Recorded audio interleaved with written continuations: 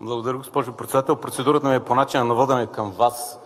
Не знам дали забелязвате, но почвате леко да изпускате изслушването, позволявайки на представители на ПП да го обръщат на дебат, използвайки процедури по начина на водене. Те не излизат по начина на водене, я правят или нещо подобно на отношение, или репликират отговори. Ако ще е така, всички ние можем да започнем да правим същото.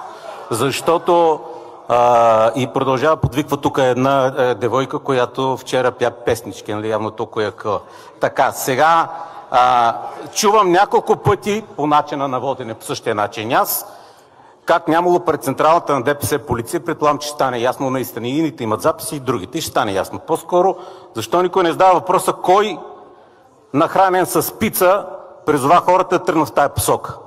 Защо никой не говори, че Кирил Петков призова хората да тръгнат в тая посока извън разрешеното за действие протест?